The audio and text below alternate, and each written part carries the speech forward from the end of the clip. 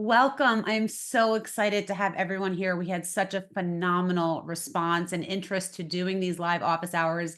I only do these a few times a year, but I really felt like this was the time that it was needed because there's so much worry and angst about helping students land jobs and as family members helping our clients um, get jobs. So my sole focus is I am here to help. So again, if you're just joining, please answer the two quick questions in the poll. If you have questions, please put them in the Q&A. And my colleague Lauren will be providing all of these links to free resources on my site and that you will have access to. So please make use of that. So this was supposed to be easy, right? You send your child to college to get an education and they get a job upon graduating. What has happened? Young adults are graduating from college and they're just not as prepared for the job market the way we thought. 87% of our students believe they are ready for work, but only 50% of hiring managers agree. And the jobless rate for new college grads has surpassed that for all workers every month since January of 2021. And clearly, the pandemic did not help. Two-thirds of millennials and Gen Zers who moved back home during the pandemic still live there. And now we have 2024, one of the most competitive job markets in years. And there's this real disconnect between employer expectations for hiring and the skill set that recent grads thought they had for the workplace. Um, you know, Grads, they're frustrated. They're overwhelmed. They feel stuck. I talk to all of you, whoever's on every single day. I understand that feeling. And parents are frustrated as well. Parents have helped contribute towards this investment. Maybe you haven't looked for a job in 20 plus years. You're trying to offer advice and your kid doesn't want to take your advice. By the way, I also have kids this age, so I get it. And employers are frustrated because they need good talents. They have problems that need to be solved, and they need young candidates to come into their market to support them, into their companies to support them. And we have this problem. So, for those who I have not had the chance to meet, my name is Beth Hendler-Grun, and I am the CEO and founder of Next Great Step. And our sole focus is to help college students and recent grads land the internship or the first job after college. And I've been doing this going on for 10 years. We're going into our 10th year, and I'm really proud of the work that we have done to support so many young adults. I also started this business with kind of really coming from the corporate world and thinking about how can we help young adults to be successful in navigating this process. I'm also the mom of a rising college senior and a son who will be a third year grad student. So I get it. I'm living this real time with you as well. And I'm really happy that you're here tonight. And my goal is to really provide as much support as I can. The agenda for the evening is I want to talk about the challenges that you as parents and students and concerned family members see in the job search, especially in 2024. I want to talk about the outlook and some industry trends for hiring right now. I am going to share actionable tips and guidance on how to navigate this and answer your questions, whether it's live now. I have people who've sent me questions even ahead of time. And that is my goal. And I will do the best that I can in the time we have together in about the next hour or so. So let me talk a little bit about the perspective of what everyone's thinking from the perspective of a parent, a student or grad, and what employers are thinking about in this process. I speak to many parents, and many parents tell me that this is not what I was promised on the campus tour. I thought when I sent my kid to college, that the university would support them not only with their academics, but also give them access to resources, tools, companies, employers that would help them land that job. Many parents also assume that their kids will go to career services. The truth is that only on average, 4 in 10 students go to career services. Parents also thought, well, they're going to learn these life skills like networking, but very often start to realize it's not always taught as part of the curriculum. The other thing parents tell me is like, I have these great connections and I want to make connections, or I've made some introductions for my student or my grad, but they just don't go anywhere. Sometimes I wonder why that happens, or does my kid kind of blow it? Maybe they weren't ready. And the other thing that parents tell me is, I wish I knew. I wish I knew how early the process starts, but I wish I could have told them to start thinking about this as a freshman or sophomore, but I am not too sure. And is it too late? Did I miss the boat? So, first of all, let me reassure you, it's not too late. It's never too late. From a student perspective, and grads who I also talk to all the time, students and grads, they start off confident. They went to great school. They were told they had the right major, that they studied something that was going to be in demand. And they are positive. They think this is not going to be a big deal. They know the technology and they start the process. So they apply online and realize very soon that it's a black hole. They don't hear back. Or if they do, they don't progress in the interview process. So then they think, maybe more is better. Maybe I need to just send out more applications. Maybe it's a numbers game. Or maybe I just need to fix my resume and put all the right keywords in so the ATS tracking systems or AI will find me because I have all the right words. And then they realize that doesn't always work out. They don't always hear back. And then they start to question, well, what am I doing? What should I actually even do with my life? Do I even want to pursue a career related to the major that I had in school? They feel the pressure from parents to figure it out, or they feel the peer pressure from friends because it seems like other friends have it figured out. And they start to even question, do I even have the skills that someone needs? Do I even have what an employer wants? And they become scared. They're afraid. They're overwhelmed. And we cannot ignore the real problem of mental health in our young adults. Over 40% of young adults have reported feeling anxiety or depression. And how do we separate that from the normal setbacks in a job search? And we have the first few classes of COVID. Class of 2024 graduated high school, remotely, started their college remotely. Class of 2023, same thing. They started their college career. So there's some real situations that have impacted our students, and we're trying to help them, they're trying to figure this out. And here's what employers are thinking. Employers have definitely changed their tune. I mean, they have scaled back from a few years ago. 2 years ago, there were 2 jobs for every candidate. And now there are 2 applicants for every job. It's absolutely competitive. And employers are struggling to find the right talent. And they also don't want to babysit and they don't want to have to pull someone along. They want a candidate who can come in and focus on how the candidate can help them. Very often, sometimes young adults will say, I really want this job because it's going to be great for me. But you really need to think about, how can I make it great for the employer? And they want someone to really step into their shoes. They also are not thrilled when an early candidate says, well, I want to come in and be promoted in a year. They want to see that you put in the work. They also have something going on called quiet hiring. Quiet hiring is where they never post the job. They just look either internally, or they ask their own network of who they know and trust and say, do you know anyone that you'd recommend for this job that I have open? I just don't want to post it online. I'd rather seek out my network. And unless you're part of that network, you may never hear about that job. The other thing is that they do want to see real world experiences, whether it's an internship, part-time job, something you did on campus, getting involved, volunteering, but they want to see how that connects to their workplace. But the good news is they need grads, they need young talent. So how do we bridge this gap? What is that next great step? So let's talk about the hiring trends and what's happening right now in the market. And I'll deliver the bad news first. We'll get that over with, or the challenges that we're seeing, and we'll talk about then the opportunities.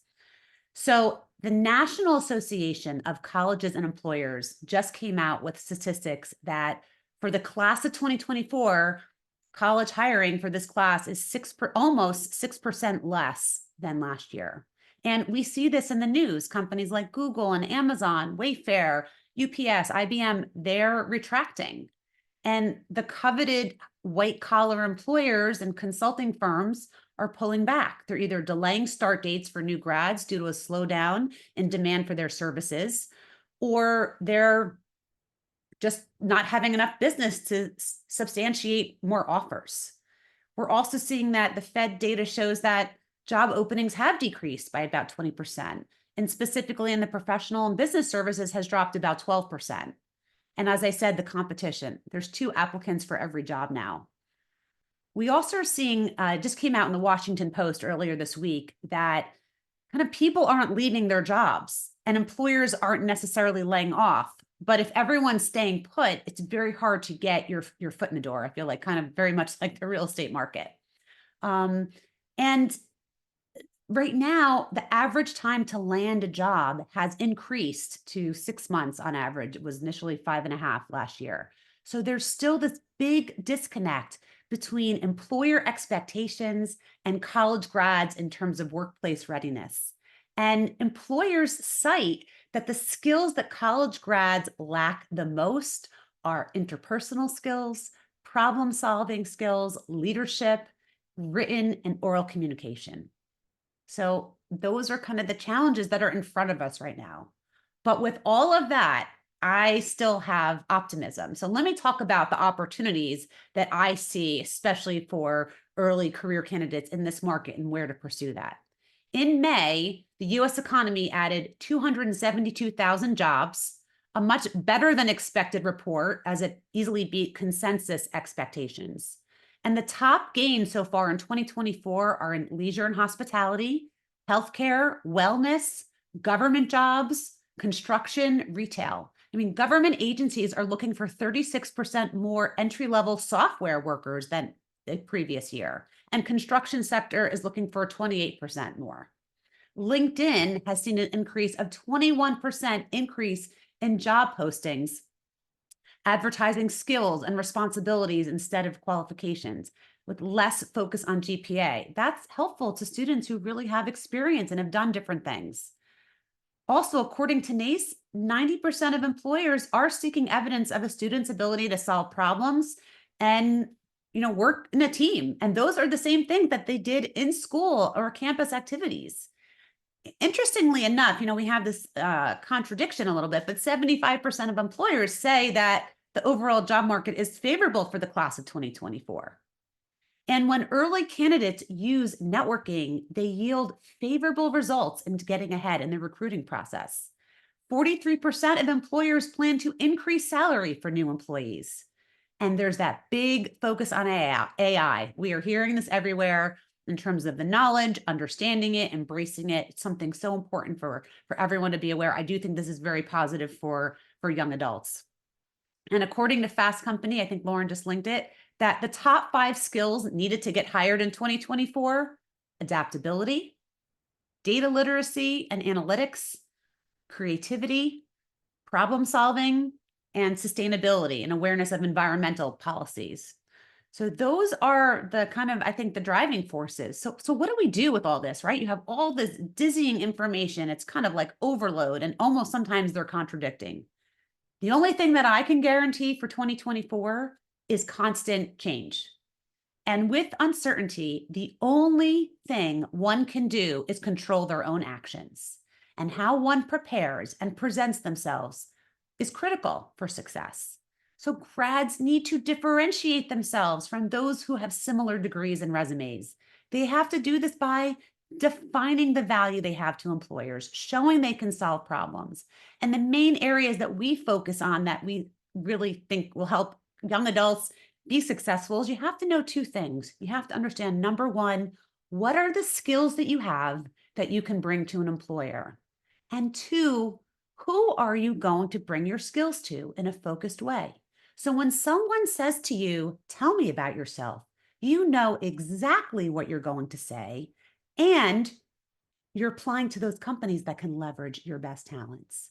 Being prepared is key, and understanding the goals of the company, practicing, but the biggest thing is being persistent and those who persevere, because one message, One call, one application, one communication is not going to do it. It's not going to move the needle. You have to really continue to put yourself out there. So I'm going to pause. I know I talked about a lot of different topics and things. I want to take a moment to take a look at the questions. And Lauren has put some great content into the chat. So thank you for sharing that. And let me take a look and answer some questions. All right. So one of the first questions I have here is, while looking for a job postgraduate, should I be looking at part-time jobs or even an internship? Great question. I get this question a lot. So as much as looking for a job is a job, it's very difficult to do every day, 8 hours a day. And the more that you have some structure to your day, I think a part-time job is great. Not something that takes up your full week, but I think having something that a few hours a day or a couple days a week, I actually think it's great. It also just shows your work ethic. Maybe there's skills that you can gain. Maybe you're dealing with customers. Maybe you're solving problems. So I'm all for part-time jobs that can support you. Another question was, should I do an internship when I graduate instead of getting that first-time job? I think you need to think about, for the role that you want to get into, do you have enough experience? Have you had the opportunity to practice or try it out? If not, I'm all for internships, whether it's during school or even after school. And the more that you can gain some experience, the better. It doesn't always have to be this. Sometimes it could be for a few months. It could be 6 months. It could be an entree to another role. What I love about internships, it's pretty much a low stakes, low risk situation where you can try something out. And then if you really don't like it, you move on. And by the way, I guarantee you've gained skills and you've learned something. And if it's going great, you network and communicate better with the people that are there. And it's almost like a 6-month interview if it's a 6-month internship. So I'm very much in favor of, it doesn't always have to be like getting that full-time job the minute you graduate. Get a job part-time, do an internship, but don't ignore the process of searching for a job, which is having, we'll get into clarity about your skills, really strategic networking. That's a big piece of it, is not just blindly saying, every day I'm going to apply to 30 jobs. That actually is not the measure that I want you looking at. I want you to think about who are doing the jobs that you aspire to. And ideally, I want you to look for people who are only 3 to 5 years out of school. I want you to look for recent grads or people who are fellow alum who are doing that job, so you can reach out to them. Because by the way, alumni are very friendly and love to talk to other alumni because they were in the same position as you. So the more you start strategically networking and talking with people about, how did you get there? What skills did you need? What advice would you offer someone like myself? Do I need to take a certification? Or who else could I speak to? That is more productive than applying to 30 jobs a day and you have no connection and you don't follow up and you have no networking involved. So we can talk more about that, but hopefully I was able to give you some answers there. So that's help. Okay. So can you discuss, let me hear, hey, Dina, specifically looking for internship help. So my philosophy, just so you know, in searching for internships and full-time jobs is very much the same.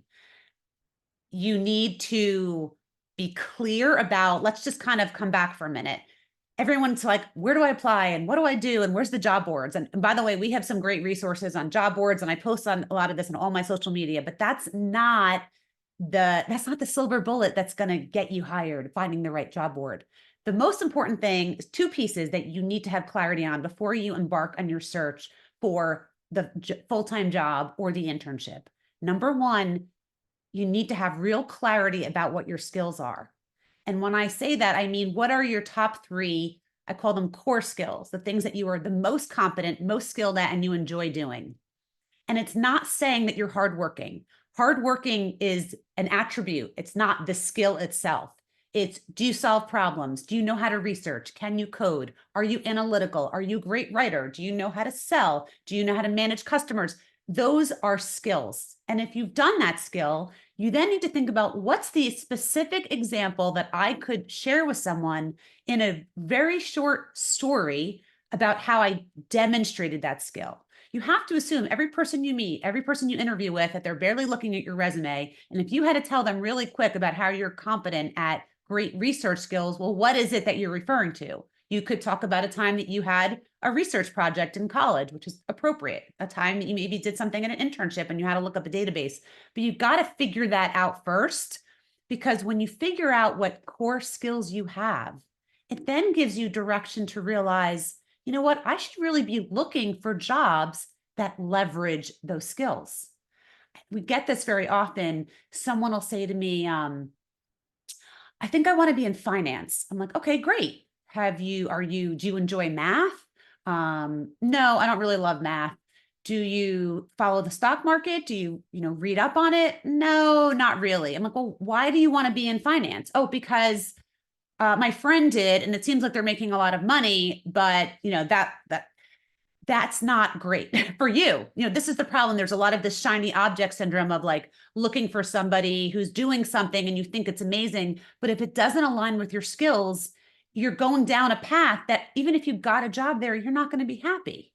So you always want to be kind of true to yourself and kind of, I know it's hard to tune out everyone else. It's very distracting, and social media and everybody announcing. Focus on what's good for yourself. And once you have clarity on your skills, and then you focus on what are those 10 or 20 companies that have the kinds of roles or in the industry that I want to bring my skills to. And instead of waiting to see, oh, I hope that they post a job, you go seek out what is that company doing, or what are they hiring for? Or maybe are there people that I went to college with that work at that company? And LinkedIn is a treasure trove of finding this. And I have that. If you go back to any of my videos on YouTube, TikTok, Instagram, I talk about how you actually use it's free tool, about how to use this tool on LinkedIn to actually find fellow alumni who are doing the job you want, who studied the same major, who might be in the city you want to work in, and how you can then narrow that down and reach out to them. And that, whether it's for an internship or full-time job, that's the starting process. And that is usually a better use of time versus the numbers game of numbers of application. I'd rather hear about how many people did you send requests to network with? How many conversations with a live person have you had today, tomorrow, the next day? That's what you should be measuring, not the number of applications. Because as I said earlier, just if I drive home any point, is that people hire people, not a tracking system and not an AI bot. And yes, I know that they're part of the process, but I'm telling you, if you make connections with people, they will bypass all the technology to hire somebody that they really know and trust, or somebody that took the time to reach out and share how they could add value. So I know it's kind of a long answer of saying how to get started, but I just want to kind of, hopefully it might answer some of the questions here. Okay. I think I kind of asked that. Hi, Anne. Thanks for how can AI help get an interview since lots of applications have no interviews or follow-up? I kind of the same thing. It's very hard, like, to play against the bots. If you take a job description and then you redo your resume to match the job description, okay, fine. I don't know how true that is, right? They're going to figure that out real quickly if they start asking you in the interview if you know how to code and you actually don't know how to code, or whatever that might be. I don't think it's about beating the bots. To me, it's about getting in front of people with an actual live conversation. And I know it's terrifying. I do. And I have kids who are in this age, and I know that this device might feel like you don't really want to talk on it, but actually that function, I know I'm just dating myself here, calling somebody or doing a video call and having this dialogue is what moves you further more than anything else over AI or the keywords. I mean, yes, sometimes you still have to submit, but if you are doing this in a vacuum and you don't talk to anyone, you're going to have a really, really tough time. So hope that helps answer that question. Okay. Hey, Grayson, thanks for joining. Oh, this is great. See, I'm so glad. And I didn't even talk about it. I'm a recent grad who majored in communications. And after reading your book, I've been directly reaching out to recruiters and hiring managers. after applying for a job, which I notice has increased my traction. Is there anything else I should be doing? First of all, thank you. And by the way, I'm just a shameless plug. This is my book. It's called The Next Great Step: The Parent's Guide to Launching Your New Grad into a Career. Don't be just because it says parents guide, it's actually for students too. Kind of start off with parents because that's who usually ask me for help first. But I'm really thrilled. It's on Amazon. Everywhere you buy your books, you can get it. And I'm really glad that you're doing that because, yeah, reaching out to the recruiter after you applied is amazing, right? They get hundreds of applications, but maybe it's the people who reached out and said, just wanted to share with you that I just applied for this role and I'm excited about my skills in X, Y, and Z that can help your company be successful. Notice that I didn't say how it could help the candidate do great, because that's one of the challenges that so many times students will say, I really just want this job because I think it would be great for me. Don't say that. You want to say, I really want to help add value to your company because I want to make it great for you, for the organization, and leverage your skills. And so I'm really glad that you're doing that. The other thing that you can do is, like I said before, is not just see applying for the job, like go back to make that target list of companies. And I call it like the tracker. And I've given that template in my book. I give it to my clients. Track down every single person that you want to reach out to and put their title next to it and put out the date that you sent the note to them in LinkedIn and the date they accepted, and send them a follow-up note to have a conversation. Try to get as many networking conversations as you can with the people who are doing the job that you aspire to. And I think that will also help push you even further. But I'm so glad that you found value in that. And I really appreciate you getting the book. Okay. Okay. And let me do a follow-up to the other question. Can we discuss getting a master's degree in a big city as a way to learn more and be exposed to more established companies and jobs? Great question. I get this a lot, right? So a lot of sometimes the feeling right now is, well, the job market's kind of tight, so maybe I should just go to grad school. And I think there's a time and place for grad school. And I actually was interviewed by the Wall Street Journal earlier this year, maybe end of last year. And my specific quote is that grad school is a very expensive procrastination tactic. And for certain fields, it is required, right? Psychology, medicine, sometimes to get a master's in accounting, architecture. Look, there's absolutely fields that you can't move forward, social work without the master's. But if you have a major in communications, writing, history, if you're not sure what to do, I really feel that grad school could be so much more valuable after you get some experience.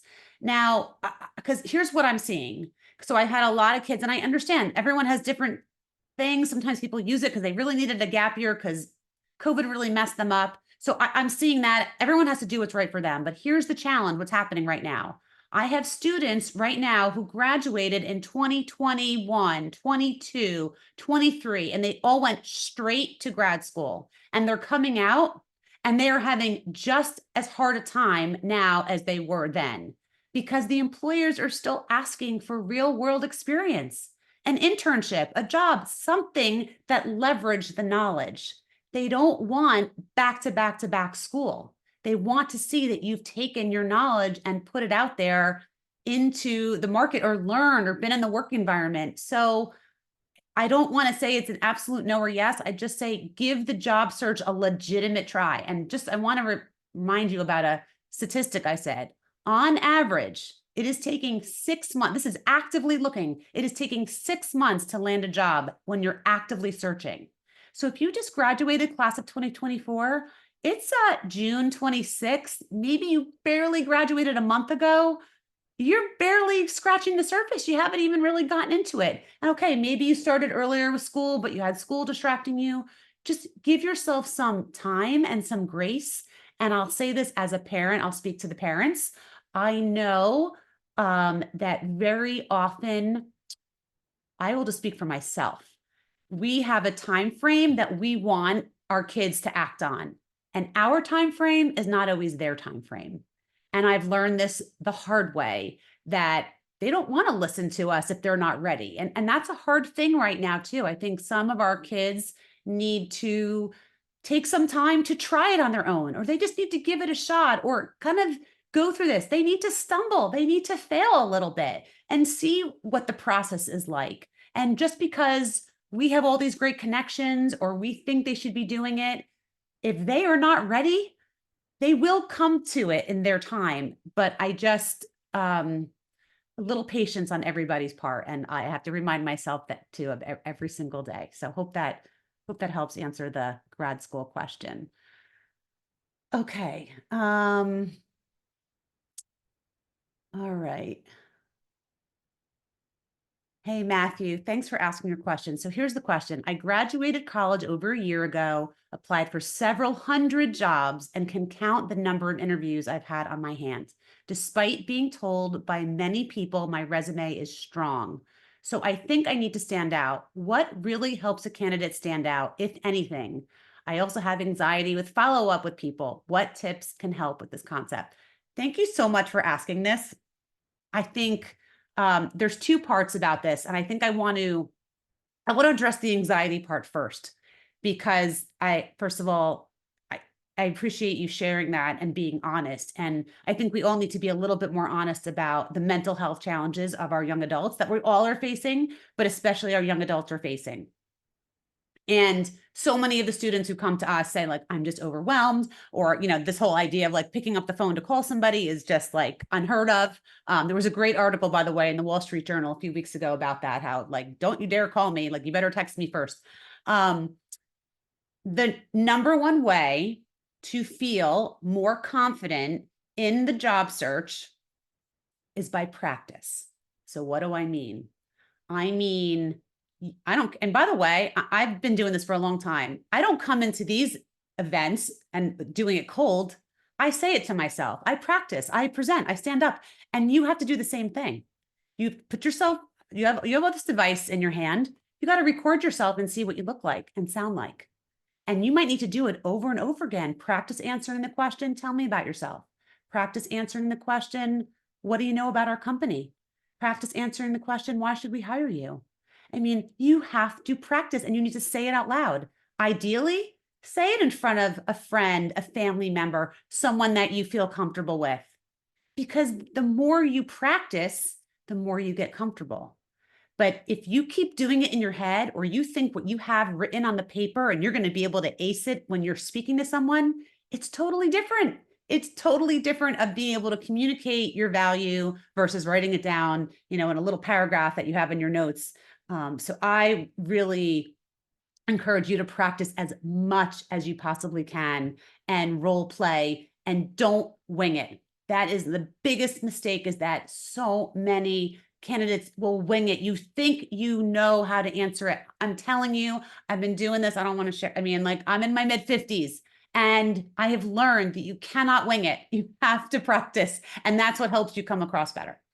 But let me tell you what the answer is to the question about how a candidate stands out. And I have seen this over and over and over again. Not only someone who is responsive and answers email quickly, which don't even get me down that rabbit hole that so many people don't look at their email, but check your email. In the interview, the candidates who stand out the most are the ones who are able to answer the question of, why should I hire you? And the advice that we give on how to answer the question is three parts. The first part is you listening, whether it's through listening to what they said in the conversation or doing your research, where you say, I understand that your priorities are X and Y.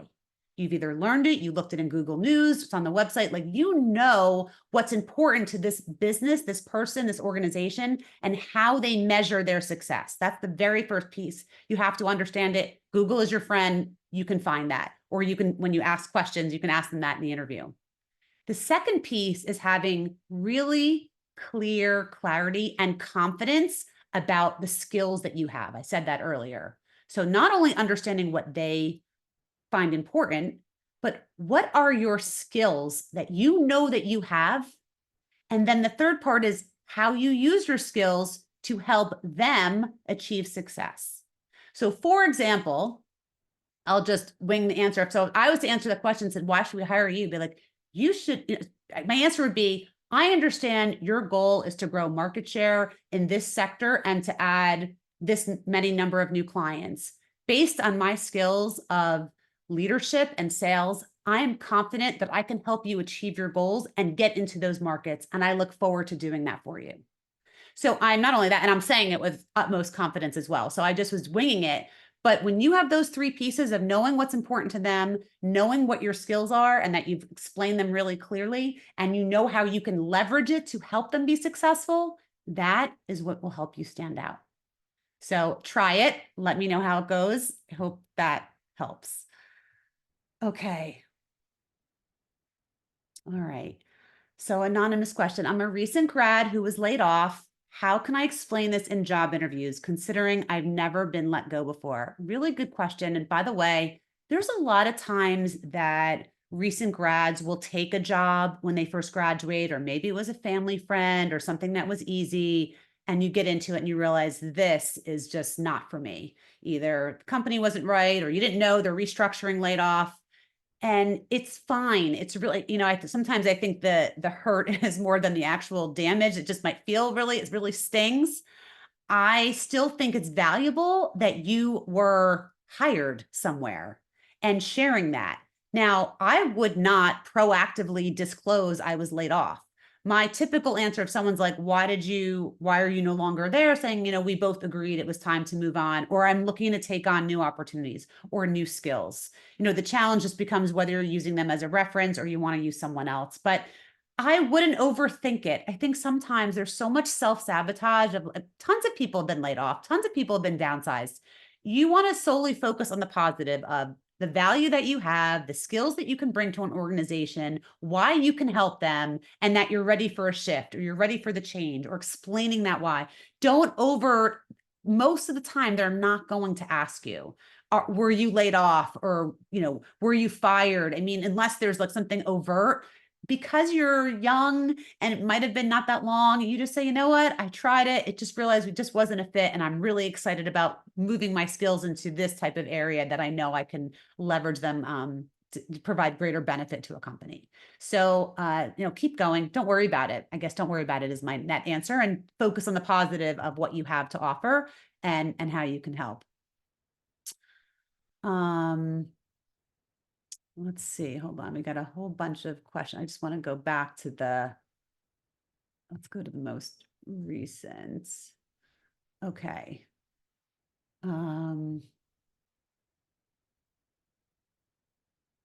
Okay, so I've applied to several post-grad full-time roles requiring several years of experience, but have been denied. I believe my limited work experience beyond 3 internships and high involvement in student organization. How can I overcome this discouragement and better leverage my college experiences for these roles? Really good question. And by the way, a lot of students are not always going to have these, by the way, it sounds like you had internships. What I would encourage you to do is, I think you probably need to refine your story, right? There's this whole concept that we teach is the skill story. It's not just, I can research, I can analyze. It's, how did you do it and in what circumstance?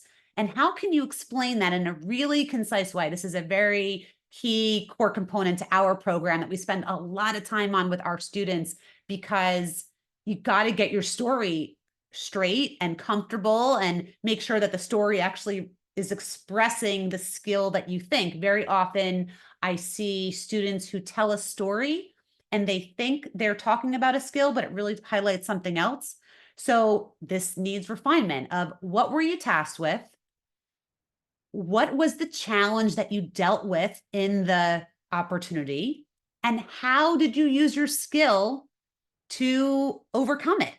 And then what was the result? As a result of my skill or doing this or handling this problem, the impact that I was able to make was X. And ideally, the impact should be external, meaning it's not because I got an A. That's great. I'm thrilled you got an A on it. It's as a result of working on this project in a team, I am confident in my ability to demonstrate leadership and guide others and a team and leveraging the best resources around us to have a better outcome. And as a result, we were able to exceed the professor expectations, or we were able to come up with a model that can be used in a workplace environment.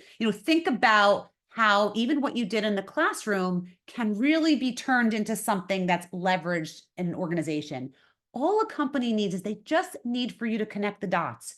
Your job was to go to school. They're not expecting these jobs that were so elaborate or fancy. It's just, can you take what you've done, even being a camp counselor, scooping ice cream, delivering pizza, all of these have skills. It's how can you take the skills that you've acquired and show to a hiring manager, this is how I can use it and help you. And I think sometimes there's the skipping point where you just say, I'm really great with people, or I'm really organized, but you're not telling me how you did that and how you'd be able to do it for someone else. So I think really dive into that a little bit more in your story and establishing your story, and kind of look into that. And by the way, I have tons of videos on skills and skill stories on my YouTube, TikTok, everywhere. I do talk about this quite a bit. Okay, and I'll just pause for a moment. I know Lauren's been posting a lot of resources in the chat. I really do encourage a couple things. One, get the free resources, any resources on how to have a great resume, how to have a great LinkedIn profile. We just uploaded this morning on the internship tracking journal. If you or someone who has an internship this summer, you absolutely need to download this tracking journal. This will help you keep track of your accomplishments each week, what you've learned, what you assessed, what you acquired. And this is phenomenal for not only two things. One, helping you share your results with your manager while you're in the internship. And by the way, it can be used for your full-time job too. And you now have a whole list of how to write your experience when you go to write it on your resume. And no one remembers from week 1 to week 8 or 10. So get the journal, make sure you're tracking. It's a phenomenal tool.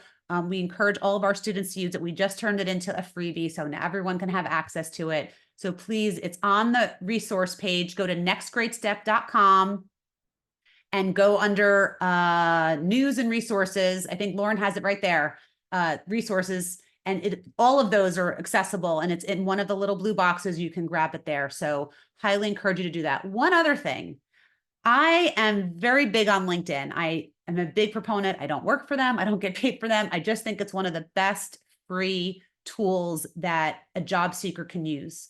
So first of all, if we're not connected on LinkedIn, connect with me at Beth Hendler Grunts. You can find me on there or follow me. And something that I have been doing in the last few years, I have just built connections with tons of early stage recruiters. And every time that they post an opening, whether it's for like the Detroit Pistons, ESPN, Spotify, Disney, all the companies that everyone wants to work for, and even the lesser name, I'm reposting constantly. So I'm not a recruiter. I don't come up with these jobs. But if you follow me or connect with me, you are going to see right now I am posting tons of early career opportunities. And the other thing that I'm posting is I am posting internship openings for summer of 2025. Yes, you heard that right. 2025. If you want finance and specifically consulting, those recruit a year, really finance, almost 18 months to a year ahead of time. So if you have not gotten on board with that, like Boston Consulting Group just opened their application today for next year's interns. So just follow me, connect with me. I do post a lot of content. I post videos. I try to share what's current in the news, but happy to connect with you to really give you the latest on what is happening in the market. Okay, let me see the other questions here. Okay, just join. Hey, Michael. So how can I make myself presentable? How can I make myself presentable when I have only internship experience and I'm stuck applying for entry-level jobs that require prior experience? Oh, thank you for asking this. I love this question. So one of the biggest obstacles that students come to me and parents, and they say, well, I don't understand. All these entry-level jobs are asking for 2 to 3 years or 5 years. How is that possible? How can you ask for entry level and you just graduated? So let me just remind everyone that when an employer writes a job ad, it's a wish list. It is not necessarily the truth of who people are and the ideal person. Like there may not be a person who actually meets that. Of course, what employer wouldn't want someone with 5 years experience but pay them an entry level starting salary? It's like greedy. It's not right. So here's my philosophy. If you meet 60 to 70% of that job ad, ignore the years for a minute, because to me, internships, volunteering, part-time jobs, if you put that all together, I bet you have probably about 2 years of experience. Do not let that be the roadblock to you not applying. You should not only should you apply, but before you do, go back to your network, go to your own LinkedIn page, pull up the icon of your school and go to the university. So like my son went to Penn State, click on the, Penn State icon. It brings me to the Penn State LinkedIn page. Go to the tab that says alumni, and you're going to find this tool where you can filter for, there's probably, at these big schools, 300,000 people that are on LinkedIn that went to these schools. Filter for people who graduated within 3 to 5 years of you graduating, or maybe that are currently working at the job that you're looking for, or maybe had the same major as you, and see if there's a cross reference of somebody that is at the company that you actually want to apply to, because you want to speak to them, because someone on the inside is always able to give you better insight. It doesn't matter that they are not the hiring manager. They will let you know what, go talk to this person, or here's what you should really do, or here's another person to connect with. It's just, this is the inside track. This is the hidden job market of how people get hired. So that was my very long-winded answer of, do not let the 2 to 3 year requirement stop you from applying. It's a wish list. If you meet 60 to 70% of the requirements, I'd say go for it. And by the way, one of my techniques that we teach is that you take the job ad and you kind of take up the job ad, whether you put it on a Google Doc or you print it out, and you highlight all the words in the job ad that you align with, that that you have. So when you are meeting with them, so don't worry about the stuff that you don't have.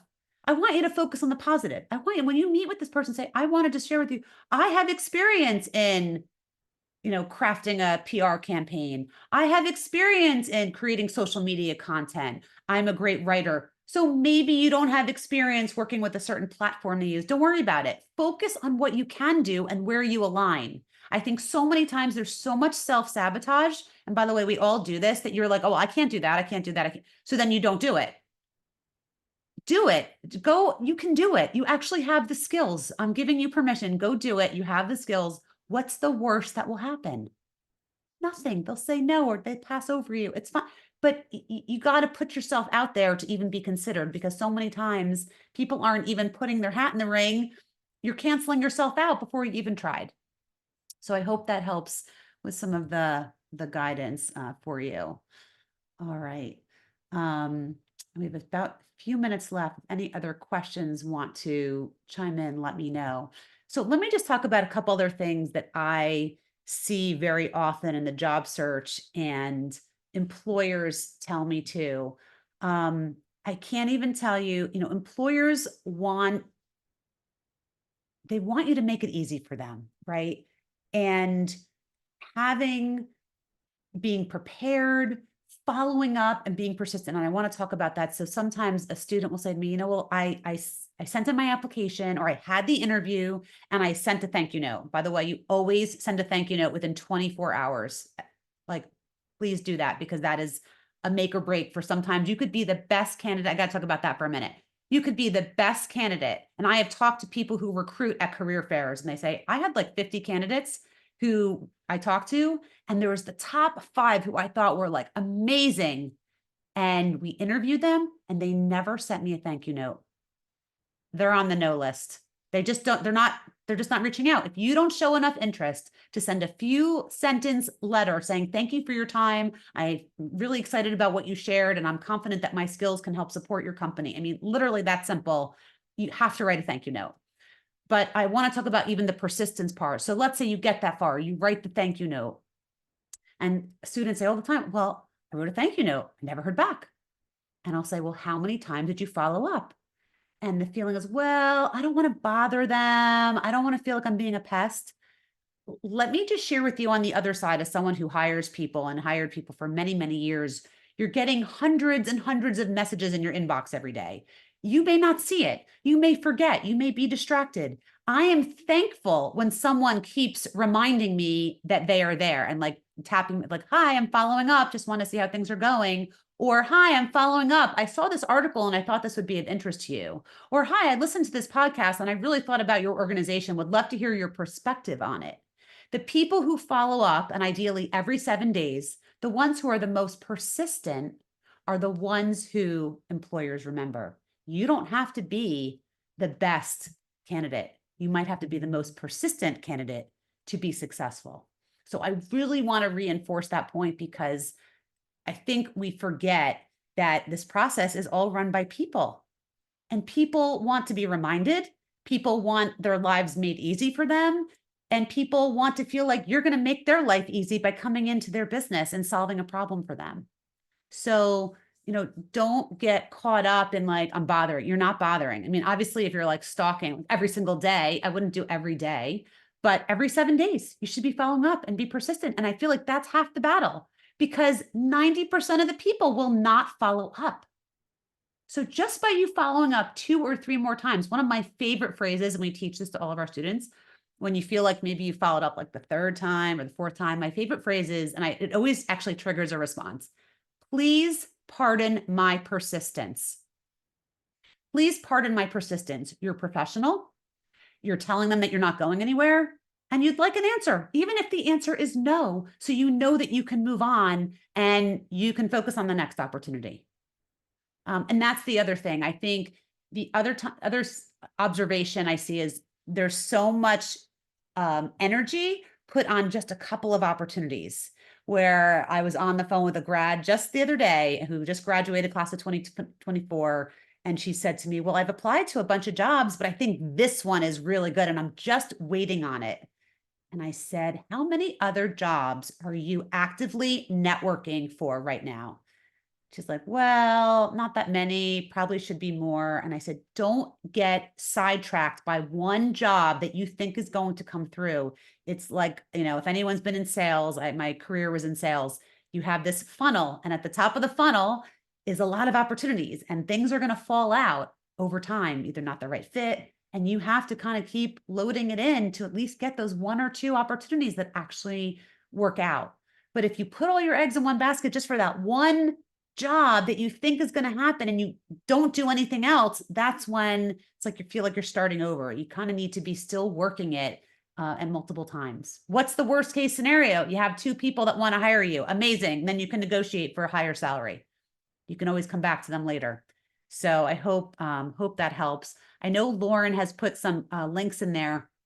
Look, our sole focus is to help college students and recent grads. If you are interested in learning more about how we help students, grads, we work with everyone from sophomore year all the way up to maybe 5 years after college. We have both private and group coaching programs, and our sole focus is to really teach the entire process to young adults of how to have clarity, confidence, and really navigate this process. And I had someone today tell me it's really this transformation that we really enable. Not only do you figure out who you are and what you have to offer, but how to navigate it. And it's not just about even getting that first job. It's about the second and the third, because once you figure this out and once you understand it, this kind of sets you up for your whole career. So please, if you're interested in learning more, welcome the opportunity. It's a complimentary consultation. We welcome the opportunity to speak with you, to support you in the search process. And I'll see if we have 1 or more questions. We have here, Eric, thanks for asking. So I've been told that it's easier to find jobs because the company knows they can train new hires for a longer period of time as opposed to an internship. Is there some truth to this? I've had good success at getting interviews, but I have not got an internship yet. So it's a really good question. I don't know, whether they're going to hire a new hire, someone entry level versus an internship. I personally think As an employer myself, I love having interns. By the way, I always have interns working for me. I have a phenomenal one working for me now. Usually it's people who go through our program and they end up doing social media for us. Because I love it. It's a great way to get to know somebody. And sometimes I feel like companies are throwing people into the fire a little bit. I don't even know how much of the training is going on. So I think it really depends. I don't know if that's true of what and all I know is that employers want candidates who are have the skills, who are willing to put in the work, who are willing to be curious, willing to, really go above and beyond and to help the company be successful. And whether that's in an internship or a first-time job or your second or third job, that's where we are. So, a great question. I'm not sure if I specifically answered that, but I appreciate that. Oh, one question here. I see there was something here about sport management. So very, very briefly on sport management majors, I get this a lot. Sport management and entertainment, very, very high in demand and probably the most select and the most competitive. So if you really want to get into that area, you need to start. I mean, ideally, you really need to start when you're in school, whether you work for your school team or you are working with local sports teams, Division III teams, college teams, whether it's doing social media, video, whatever aspect, but that is an absolute who kind of situation. And you really, really have to network your way into that. And I have a couple of students who got great jobs. I have one who works for the NFL, one for MLB, one works for Kansas City Chiefs. So I want to work for the NBA. Like we have students who have done it, but you've got to like embrace yours and you really got to put yourself in places where these people are networking and connect with them on LinkedIn. There are specific career recruiting, early career events just for sports. I don't have it on the top of my head, but I think it might be, I will look it up and I will post it on one of my upcoming videos. But yeah, it's competitive and you got to network your way into sports and entertainment. So I hope this helps. Thank you so much for the questions and the engagement, and please reach out. My email, I'll just give it to you. It's Beth, BETH at nextgreatstep.com.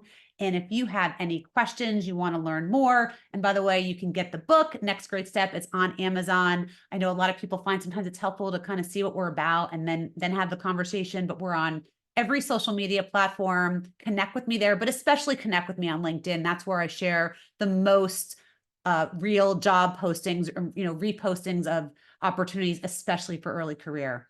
So I hope everyone has a great evening and wishing you a great July 4th holiday. And thanks again. Talk to you soon.